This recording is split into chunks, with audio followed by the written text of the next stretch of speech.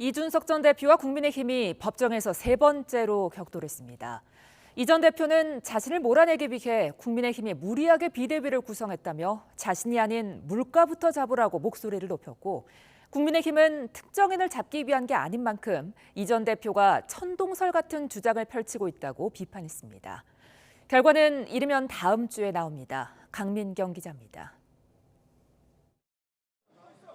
주호영 비대위에 이어 출범한 정진석 비대위에도 제동을 걸기 위해 가처분 신청을 낸 이준석 전 대표가 법원에 들어섰습니다. 국민의힘은 자기가 아닌 물가부터 잡아야 한다고 쏘아붙였습니다.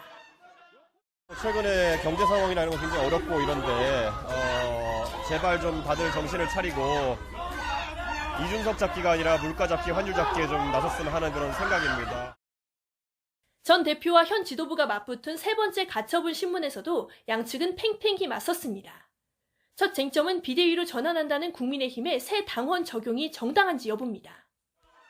이 전 대표 측은 이미 최고위원이 사퇴한 상황에서 당원을 바꾼 뒤에 새 규정을 무리하게 소급 적용해서 정진석 비대위를 출범시켰다며 이는 이 전 대표를 몰아내기 위한 거라고 주장했습니다.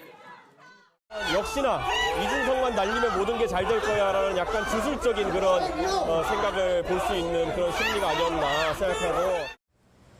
이에 국민의힘은 이준석 전 대표 본인 중심적 사고부터 버리라고 비판했습니다. 재판부의 첫 가처분 판단을 받아들여 모호한 당원 규정을 고쳤을 뿐이라며 사회 상규에 위반되지 않는 이상 비대위 출범은 전혀 문제될 게 없다고 반박했습니다. 당원 당규 개정조차도 누구 특정인을 지금 배척하기 위해서 만든 것이다. 이제 이것이 채권자 측의 주장인데요. 그것은 그 천동설과 같은 그런 주장이기 때문에. 두 번째 쟁점은 정진석 비대위의 정당성 여부입니다. 국민의힘은 이 전 대표가 당원권 자격이 정지됐으니 가처분을 신청할 자격 자체가 없다고 주장했는데, 이 전 대표는 당이 최근 징계 통지서를 보낸 건 기본적인 당원권이 살아있다는 방증 아니냐고 반박했습니다.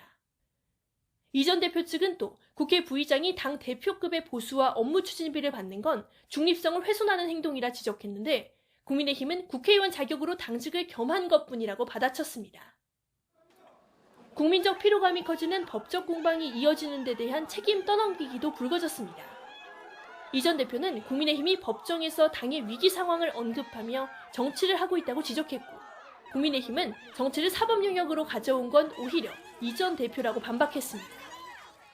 90분간의 신문을 마친 양측은 서로 승소를 자신했습니다. 재판부는 개천절이 지나고 나서 결론을 내겠다고 했는데 어느 쪽의 손을 들어줄지 관심이 쏠립니다. YTN 강민경입니다.